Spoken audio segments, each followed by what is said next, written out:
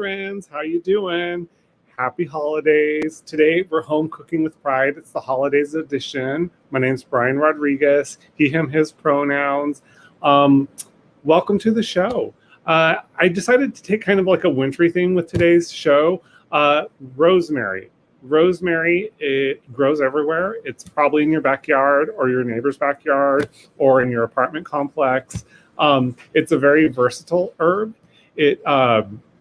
It has a very strong flavor, so I'd say use it sparingly, especially in stews and soups, because it can be very pungent, especially in a sauce. When you're going to put it on the grill in something like potatoes or like a pork loin or a chicken, for this, in this instance, in a chicken, it's going to get kind of lost on the grill and fall off. So it's not too important that that you use a lot. You can be a little more generous when you're going to put on a meat that's going to go directly on the grill. That being said, what I want to do first is get the potatoes dressed. And simple. You don't need very many ingredients today to get the recipe done, because really it's just going to be pepper, red pepper, salt, and rosemary, and of course olive oil. Those are the basics. You don't need a whole lot more than that to make some really delicious food. So with that being said, why don't we move over to me dressing the potatoes and then wrapping them up in a neat little package like this, and then putting it on the grill. So as you can see, I have my potatoes here. They're already cleaned. I cleaned my rosemary, and I have some garlic over here. And what I'm going to do first is I'm going to put the potatoes in my bowl. As you can see, I have a little bowl here. And there's about 6 fingerling potatoes in there, 6 or 7 fingerling potatoes in there. And this is about 7-8 inches sprig of rosemary. I'm putting that in there. And you could chop it up if you want. You don't really have to chop it up. There's going to be a lot of good flavor in that. Maybe just a little bit more. And then I'm going to be very generous with the salt, because this is going on the outside of the potato. It's not going on the inside of the potato. It's going to flavor the outside of the potato, and it's going to roast and kind of steam in the little aluminum package that we're making for it. And another thing that I like to add are red pepper flakes. I think they give a nice zing to everything. You can be a little bit, sometimes I've used a little bit too much red pepper and repented it, especially in sauces. Like I like to add that to spaghetti sauce and ratatouille and things like that. But you got to be careful with it, because again, it kind of sneaks up on you. But that being said, these are going on the outside of the potato, and so they're not going to penetrate and permeate the whole vegetable like if we were making mashed potatoes. For example, I would not put this in mashed potatoes. But if you're making a stew or a soup with potatoes in it, you want to be careful just exactly how many red pepper flakes you put in there. That looks pretty well covered, right? And you have a nice liberal amount of olive oil, salt. I think you can almost see the salt glistening in there. And there's not too much rosemary, but I think that's going to be enough. Another thing that I'm going to add to it, and I'm not going to go to great lengths to chop this, is just smashed garlic. You take some garlic cloves, like you can see here, and you smash it. Just put it underneath the blade of your knife like that. Keep your fingers over here away from the sharp part of the blade. Put your hand down like that and just smash it. And then the nice thing about that is that it pretty much comes out of its jacket or sleeve or whatever you want to call it, the skin that's around the garlic. Okay, that went flying. I won't use that one. And but again, you put some smashed garlic. Maybe I'll use one more clove. I have some more cloves of garlic here. Again, smash it. And if you come down on it with the force of your body, put it down, you just smash it. You don't have to do a whole lot. Also, if you're going to mince up your garlic, smashing it first like that makes it easy to mince. It comes along quickly. That's a tip that I have seen Jacques Pepin do on cooking shows. I've seen Lydia Matiko-Bastianich do it. I've seen Yan Can Cook do it with, he usually uses a cleaver, but it's a great trick that a lot of professional chefs use. And pardon me while I step away to the garbage. So I would say that's a nice little hack to use in the kitchen. And again, toss your potatoes in there. Get the garlic and olive oil all covered. And then to make your little envelope, pull a piece of aluminum foil, that's maybe 2.5 feet, and kind of make one end a little bit thicker like that. And then you can pull out your potatoes that you're going to roast.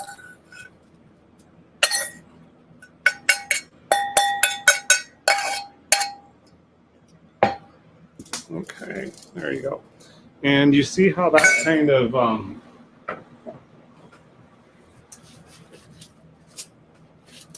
see how that looks very nicely dressed.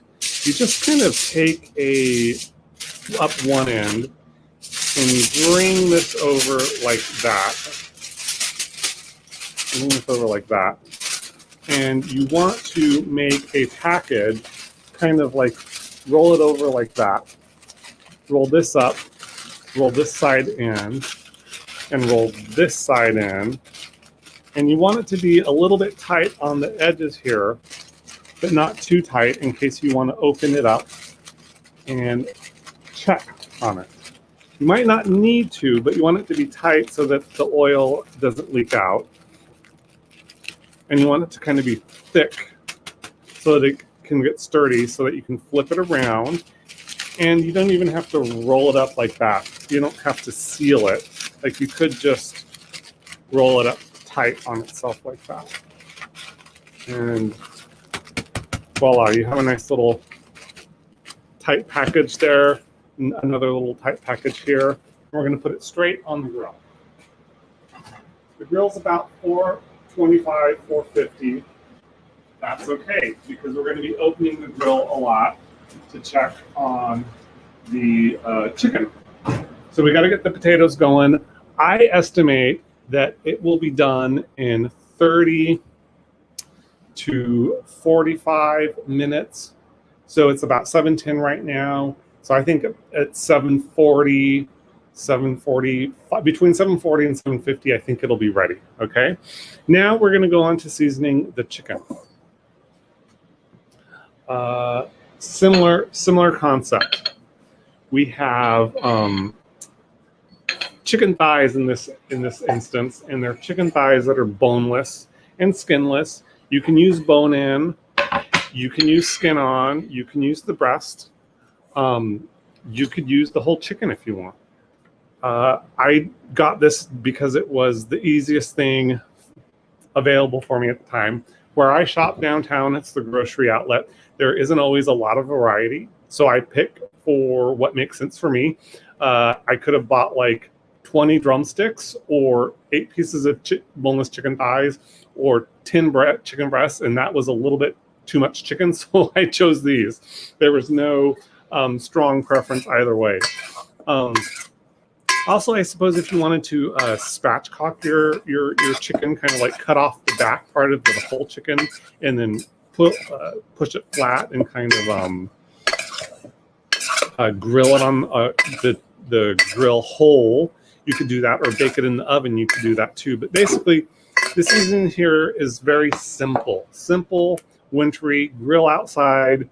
And the reason I say grill outside is I wanted to see that we can cook and have fun outside. And I know we're not supposed to be mixing with other households. They really don't want us to because the numbers are high. But if you have a backyard with a grill, and you are hanging out with the same people, your social pod, even though we're not supposed to. If you are, I want to encourage you to do it outside. Hanging out with people outside is safer, so do it outside if you're going to hang out with people. And don't have a big holiday get together with people you don't live with, because that's when super spreading can happen. It was hard for me this Thanksgiving. We stuck with our social pod, but normally at Thanksgiving I have 24 people over at my house, which is like a lot of orphan friends and family from everywhere: Southern California, Sacramento area, Florida, Idaho, everywhere. It's basically my dad's side of the family reunion on Thanksgiving, and I didn't do it this year. I wasn't sure we could be 100% COVID safe. So I thought, let's not do it this year. Let's do it next year. See everyone next year. But, if you're going to hang out with people and you have a pod that you've been hanging out with this whole time and you're going to do it, let's hang out outside. Let's not hang out inside at the very least.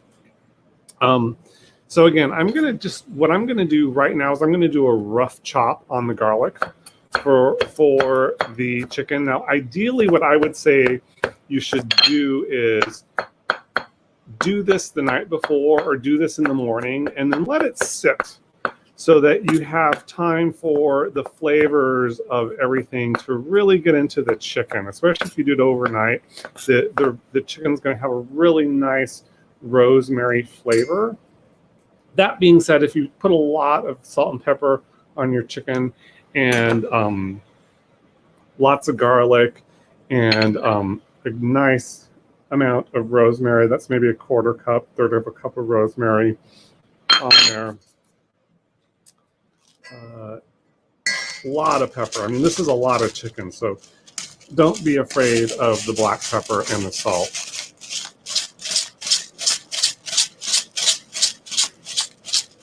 And I like to just grind the pepper right now.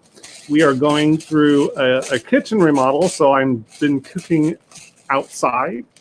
This is something we've been planning for almost 3 years, and we got the green light and everything aligned in the middle of a pandemic, which is weird, but fortunate that we're able to do it. And it's gotten me creative cooking outside. I never attempted to make grilled or roasted potatoes on the grill, and it actually comes out really, really good. The other night we baked whole potatoes twice. We did whole potatoes one night, and then the following night we did whole potatoes, but we cut them in half. So you can even bake potatoes on the grill. Potatoes are versatile. It's not easy to boil on the grill. That being said, it's a little. There are limitations. I mean, you could, but it's just. I think it's inefficient if you're going to talk about the time you're going to spend on your grill. So I'm kind of curious out there. Does anyone have any plans for Christmas? Do you have something special that you do with the people that you live with? Is anyone doing a Zoom get together with friends on Christmas? I'm going to visit some friends via Zoom after Christmas, some friends that I don't live with, that I don't even live close to. So that will be fun. But see, what I've been doing with the spoon here is I've been just trying to get the garlic and the salt and the pepper and the red pepper flakes all over the chicken. And I think I did a pretty fair job getting it covered. So now what I'm going to do is I'm going to put this meat on the grill. Again, the grill is about 425, 450. I think it's going to take about 20 or 30 minutes for the meat to cook. But I'll keep an eye on it. Oh, that's not green. And pardon me, my back's turned to the computer because I have to put this food on here. So if anyone is asking a question I can't see right now, maybe Salvi can pop it up for me when I return to the screen. One thing that I think is good to kind of spread your meat out on the grill. And then after you've spreaded your meat out on the grill, shut the grill. Then also come back every 10 minutes just to check on the progress of the meat. So what I'm going to do is I'm going to wash my hands. I have a camping sink out around the corner, and I'll be back. So Jean-Marie, if you want to maybe take a picture of the meat grilling while I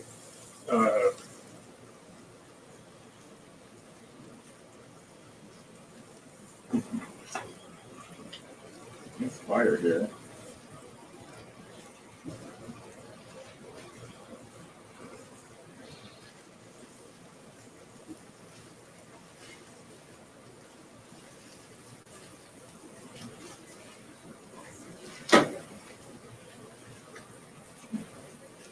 Put a lot of oil. I did. Here's Jean-Marie. Let me use this one. Sorry. I got it. So I think what the best thing to do would kind of be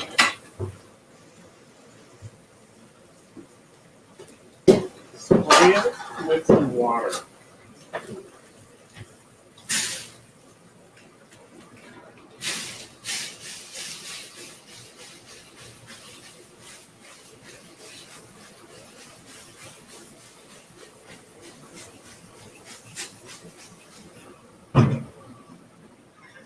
It's an adventure cooking. Let me say it's an adventure cooking.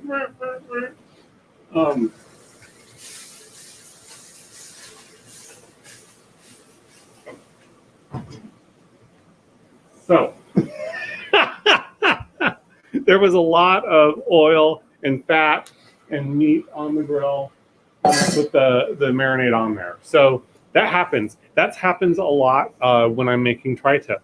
Tri-tip can be very fatty, or you get like a New York strip steak or something with a lot of fat on it. Sometimes the fat will catch fire and it'll just burn until the fat goes away. So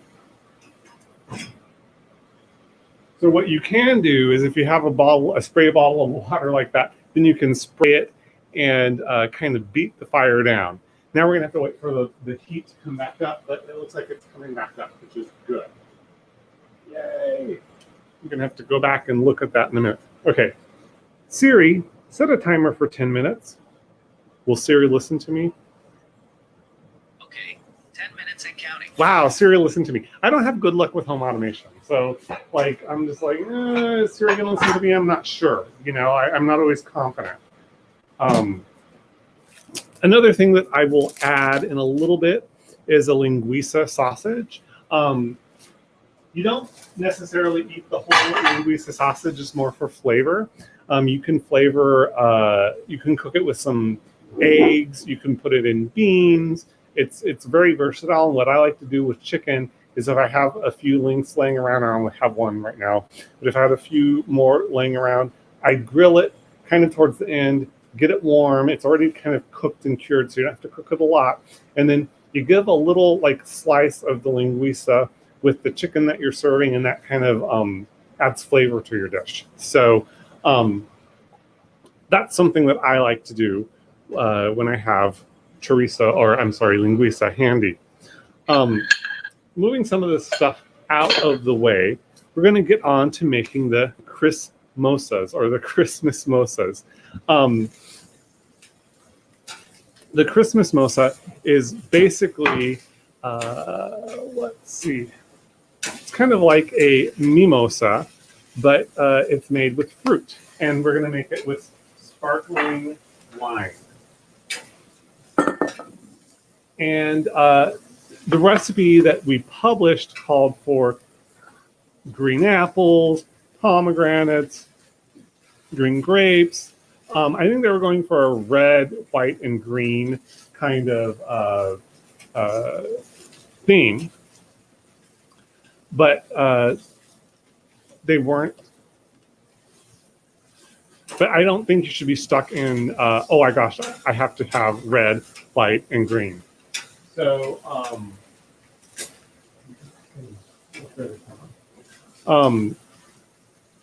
basically, you just have your chopped fruit here, and back to the camera.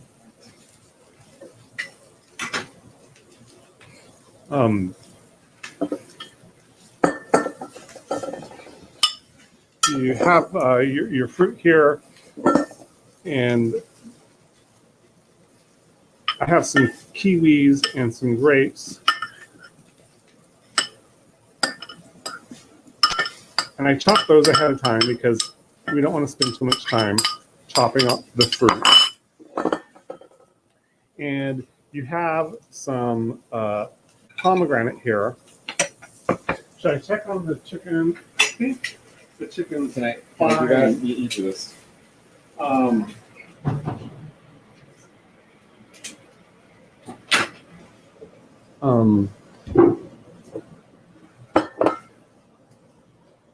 So there's the pomegranate here. One thing that I did with the pomegranate is I cut it off the bottom of the pomegranate and then cut it in half, and then I started breaking it. And you break it off and you kind of like pull these little pomegranate seeds out to liberate them from this part of the pomegranate. And that's how I liberate the pomegranates. Basically, you just got to pull those little nuggets of pomegranate out. You got to try and not get too much of the pith or membrane that surrounds the pomegranate. And it's messy. And if you can't find a pomegranate, like I went to a couple stores before I found one, a couple stores downtown. If you can't find a pomegranate, use something else that's red. Maybe you have raspberries. Use that instead. But the goal is to have something that looks pretty and the Christmas colors. Like I used some purple grapes. I couldn't find green grapes that I liked. They had green grapes, but they looked kind of mushy and they didn't look like they were in good shape. So I chose not to use them. And here you can chop up an apple really quick.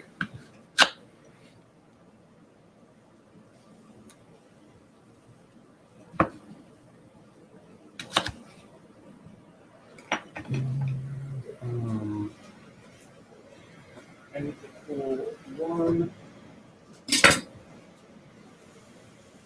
I got it then. Okay, so let's go look at the chicken real quick. What Jean-Marie was doing when I was working with the fruit is kind of flipping it around. I think that kind of helps burn off the oil that was on it in the marinade. And so that the fire's kind of gone down. It's obviously not close to being cooked at all. I mean, look how pink that is. But that was kind of good just to flip it around.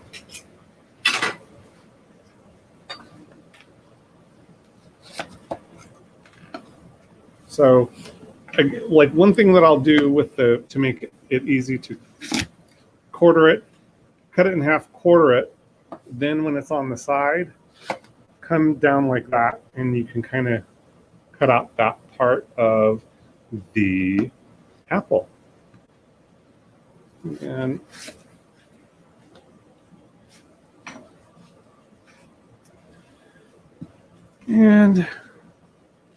do that, kind of cut out that part of the apple and cut it into smaller segments like that. 1, 2, 3, 4, 5, 6, 7. It's good. Thanks.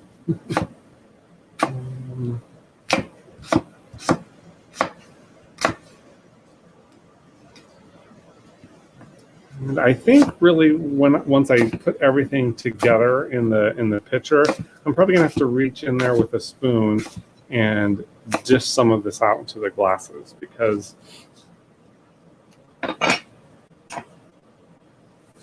this won't pour out easily and that'll slosh and it's gonna get stuck there. So, but you can see this is making a nice pretty color, right? There is the green kiwi in the bottom and the purple, I'm sorry, it was over here. Green kiwi in the bottom and the red pomegranates. And then the green apples kind of put that white Christmassy color. in it.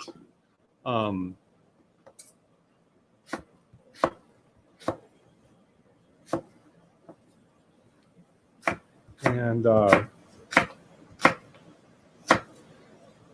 there we go. The Christmases are kind of ready to go.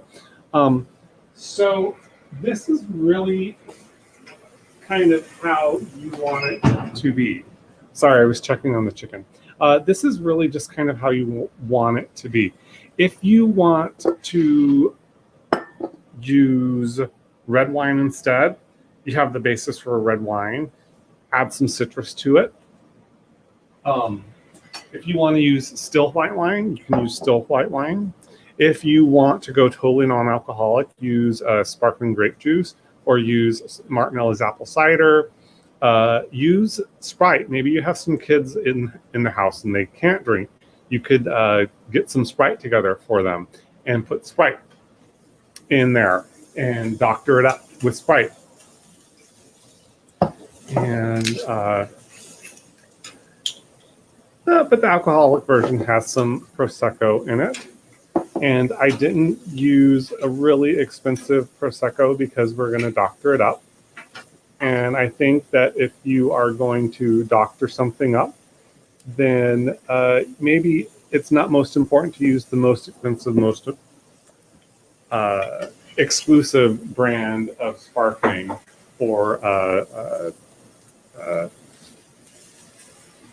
Prosecco, whatever that you can find. I think it's more important to use something that's good and drinkable and maybe a little bit on the sweet side.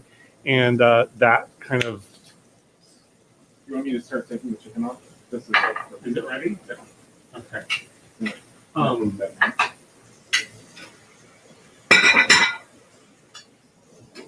So here, let me... Can you picture me with... Oh, sure. Doing that? That's not ready. So see, zoom in on that. See how that's kind of pink and the juices are pink? You can tell that that's not ready just because it's pink there. But this, however, is very thin. And then you can take its temperature. And I think if it is 165, then it is okay. Here. Yeah, this skinny one is fine.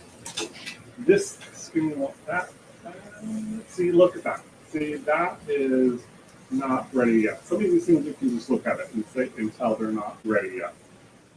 And yeah, so see, it's only 145. 149. That's not ready yet. So we got to let it cook a little bit longer. What's the temperature, Brian? 165 is the safest temperature. These were over the temperature. Like this one, let's see what this one is. There, this one's ready. So it really depends on the thickness of the chicken and how hot it is. Like, I think that part of the grill is hotter. See, that's not, and I have it right over the grill. It still needs another few minutes cooking. Just heat that up a little bit. That's almost there. This is almost there. Let's see. Let's hold it over. Almost. Not quite, 156. Maybe let's let it sit there for another 2 minutes, 3 minutes. Hey Siri, set a timer for 3 minutes. In the meantime, Okay, 3 minutes and counting. there we go. Siri's talking back to me. That's good. In the meantime, let's finish up the sangria. We talked about using sparkling grape juice to dilute this or give this flavor. I'm going to use oranges instead. They smell good, and I felt like the sparkling apple juice would be, or sorry, sparkling grape juice would be just a little bit too sweet. So I thought, why not use some orange? And if you really want to make sure to get all of the juice out, get a reamer in there and ream it full of loose of juice.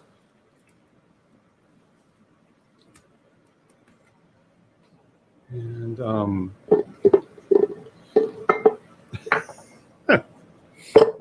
I'll use a little bit. I'll use the whole thing of a whole juice, a whole orange, maybe 2.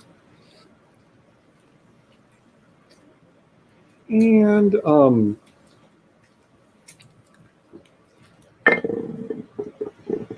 I'm putting the reamer in there just to get the pulp and the juice off of it, since I wasn't able to, I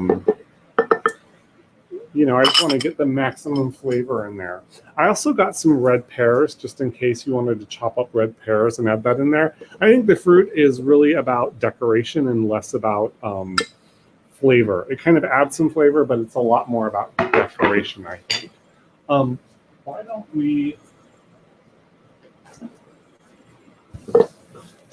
clean this up a little bit, and I will serve up a glass of this. Here's what I'm going to do. I'm going to stir it up a little bit. I'm going to pour it in there. And then I'm going to try and scoop out some of the fruit so that it looks pretty in your glass. So let me make another one. There you go. It's kind of like when you're drinking out of a water glass, a water glass full of ice, and you take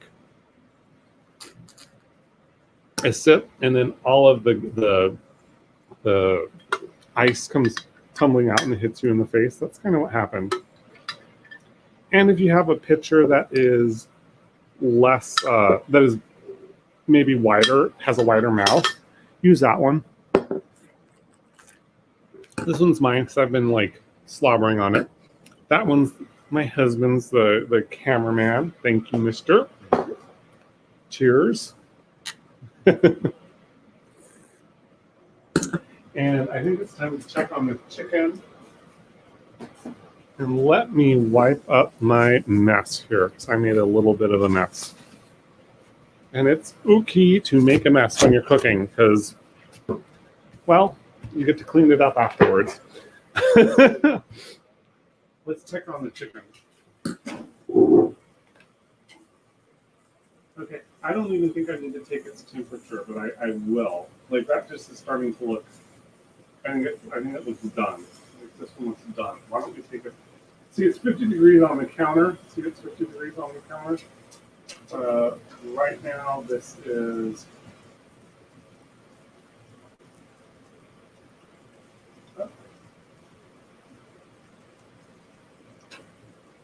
169. Yeah, that's fine. I'm sure this one is 170. Yeah, it's fine. These are all fine. So, like, you could just tell looking, see how it doesn't just fall apart when I pick it up? See how it's more solid now? That means it's cooked. It's become harder. And I think the only thing we're going to have to wait on would be the potatoes, because I doubt that they are ready. All the oil leaked out. That's okay. Now, here's the linguiça that I was talking about. That just really needs to be reheated. So I'm going to let that reheat for a little while longer. What I'm going to do is I will pull this out. See, a couple more linguiça there would just be kind of like a nice, I don't know, a nice little addition to it. Because then you cut it up and everyone, there's about 8 pieces of chicken there. You cut that up, give everyone about a third of a piece of linguiça, and it gives a little smoky flavor to it. Want to taste it, mister? What do you think? It's good. Oh, here's one that escaped. You want to use that one? Good? Right on. Simple. So the thing I like about that is that it's simple. Salty, a little spicy, the wintry rosemary flavor. I think it's really satisfying and simple and easy. Rosemary has grown in every backyard that I've lived in. It's grown in pots. My mom has a rosemary plant that's almost as old as I am. It's in the front yard. And it doesn't even get watered very often, and it's still alive. This is in Watsonville, but like it's a little bit cooler near the coast in Watsonville, but it's a hardy plant and it has a good flavor. So while we're waiting for the potatoes to finish up, we have a few more minutes. And I kind of thought, what would be good to do to kind of fill up the time? And I thought, well, sometimes when we're cooking, what's nice to have before you start cooking are some things to nibble on. So a good thing to have ready to nibble on are just some cheeses, crackers, and nuts. And I think I just wanted to throw together a quick little plate that had some nuts here. These are candied salted nuts that I received as a gift from someone. I think they're homemade. I'm going to serve some Gouda with it, some aged Gouda with it. Ah! Caught it.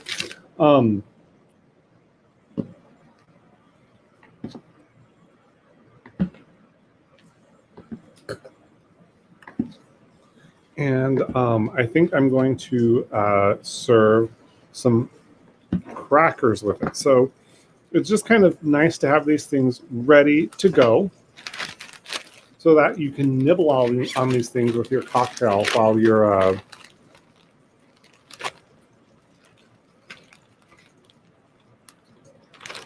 cooking,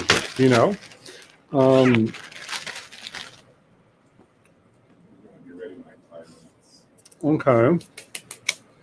So how's the potatoes going? 210. 210 is ready, but some of them were like 25. So a few more minutes. Okay. Cool. So Jean-Marie was checking on the potatoes for me. He was taking their temperature.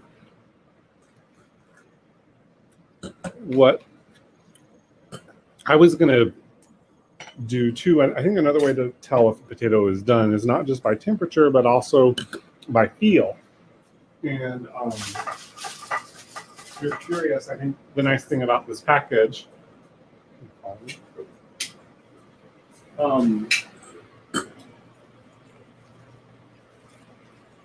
if you're curious if it's done, you could always take it out and unwrap it and take a sneak peek. And I think one of the best ways for you to see how done a potato would be, what is it?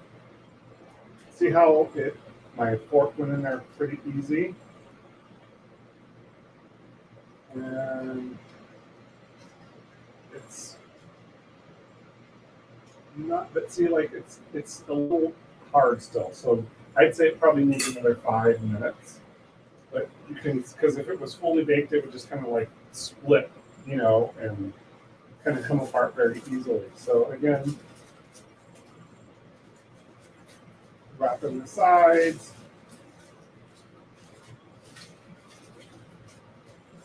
Make a nice tight seal back. Grab your tongs. Put it back.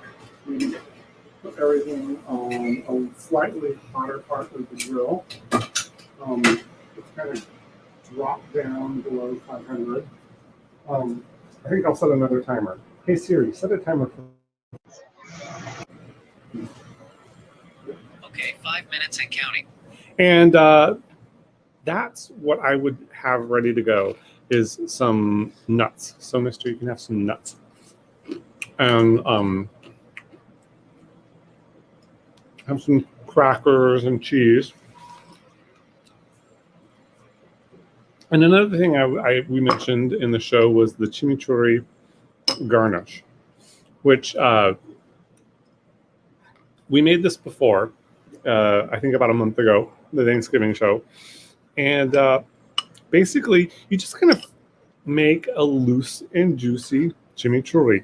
And the thing I like about it is that it has lemons. You can grow those in your backyard.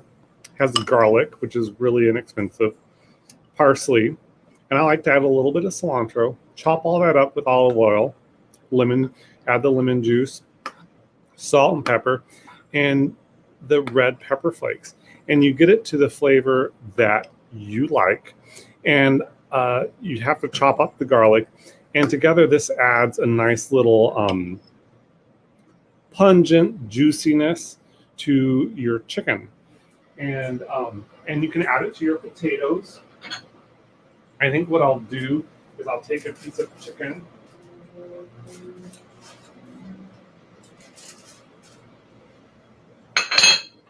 and I will share it with Shamri. And see, there's the chicken. It's a tiny little plate. I have it on a tiny little plate. And I think it just looks so pretty when you put the chimichurri on it. Like, it's so green. And if you accidentally, like, this is great with a turkey, because if your turkey gets a little bit dried out, this juicy, oily chimichurri with the garlic and everything, it's going to make up for that. And it adds just a little bright, kind of acidic, spicy, garlicky punch to the chicken, which gives it another dimension. Mister, what do you think? What do you think? Is it good? Mm-hmm. Great. So again, it's the chimichurri is a really great addition to anything. Your average barbecue or Thanksgiving fare, like turkey, roast pork, a pork loin. I put it on mashed potatoes.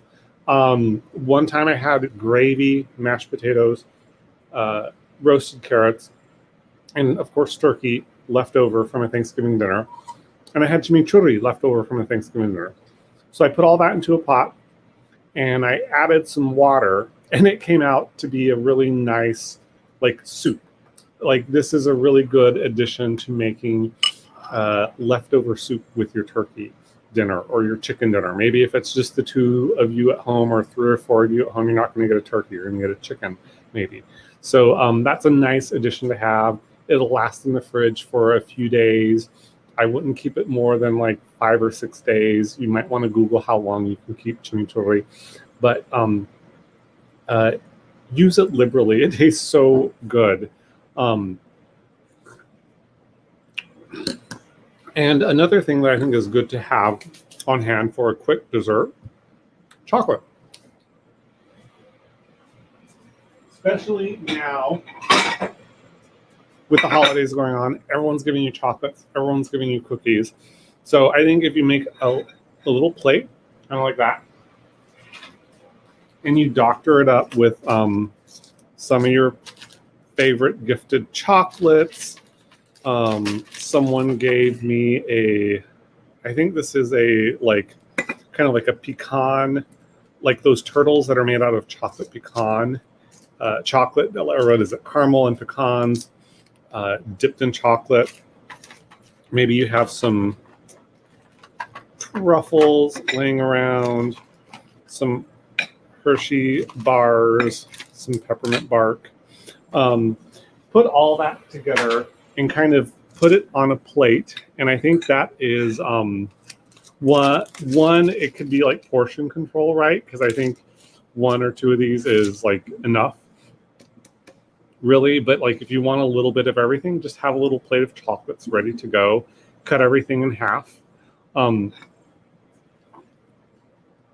it's like simple, and it kind of feels good at the end of a dessert to have something sweet. Maybe it's a couple truffles or a couple Ferrero Rochers or a couple pieces of peppermint bark.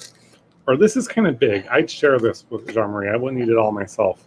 But having those things ready to go as part of your meal, it's like instead of eating the whole pint of ice cream, which could be tempting, you use that.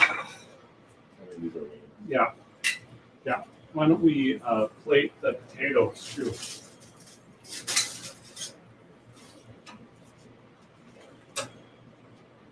Great.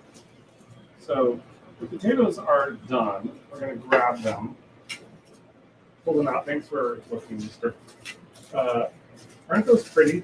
Like, isn't that just a pretty shot? Here's what I'm going to do. I'm going to roll it out onto the platter that I have here with the chicken ready to go. And again, it's okay that it burns a little bit on the bottom. If I were distracted, I would probably have flipped it a little bit on the way through. But the top is fine. The top is fine. And see, look at this big one. It's kind of hard to catch all of them perfectly. And let us grab this one again. You can kind of, fortunately, when you unwrap it, you got to make sure that there's no steam coming out for your fingers. But these things, like when you wrap it up in the foil like this, it kind of, the foil pulls off very quickly. I mean, obviously you can't pick up the whole thing with your hands, but you can use your fingers to kind of pull it apart with the help of your tongs. And so here, this looks a little messy, but I hope it also looks delicious. I'll try and position things to make them look a little more like finished. Maybe what I'll do is I'll put the sausage right there, kind of in the middle. But I think this is really a dinner for like 4, I think, with the 8 pieces of chicken thigh. But that's really just a perfect, simple meal. We got this done in under an hour. We made a cheese plate. Granted, I didn't make the cheese, but cheese, nuts, crackers, those are things you have around the house. Really inexpensive. This package of chicken thighs was like, I think, $7 or $6 for 8 thighs at grocery outlet. This package of fingerling potatoes was $1.49. Olive oil is a staple, I think, in your pantry. Cilantro and parsley, 50 cents, 80 cents a bunch. Not very expensive. The Prosecco I got here, which is actually quite tasty, especially with the fruit, the winter fruits and everything, it's $5.99. So it's not expensive, but it looks really pretty and it tastes really good. So you don't have to spend a lot of money to eat well. And so I think it's really important to give attention to your food and make it look pretty, and simple ingredients, simple things that you have can make a really good food. And yes, someone is stealing the potato. Someone marked online, someone stole my potato. That's okay. It's just me and my husband. He's always stealing things, but that's okay. 20 years. So why don't I make a plate for him and a plate for me, and I'll put some chimichurri on it. And is anyone out there having any questions right now?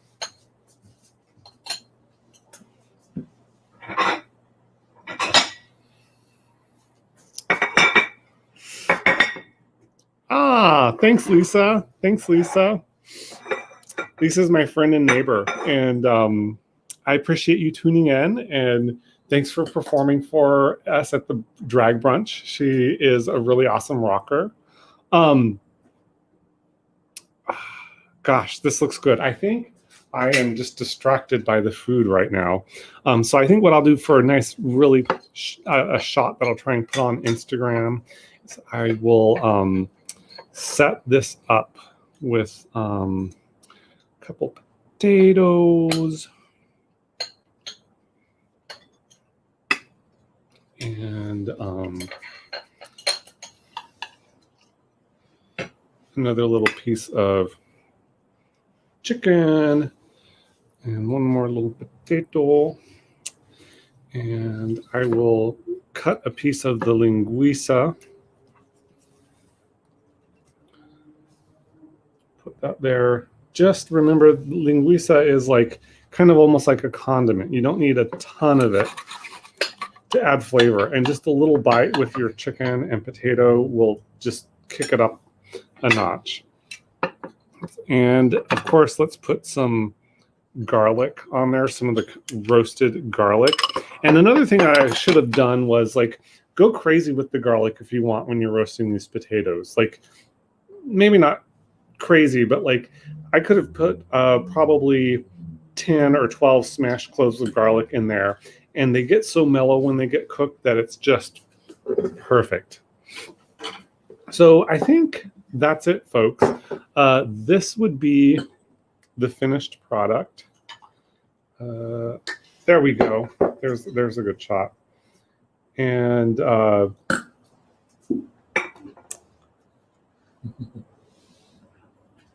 I think that's it. We don't need anything else. Are there any last minute questions out there before I tune out and say goodbye? Okay. Happy holidays, guys. Thanks for tuning in.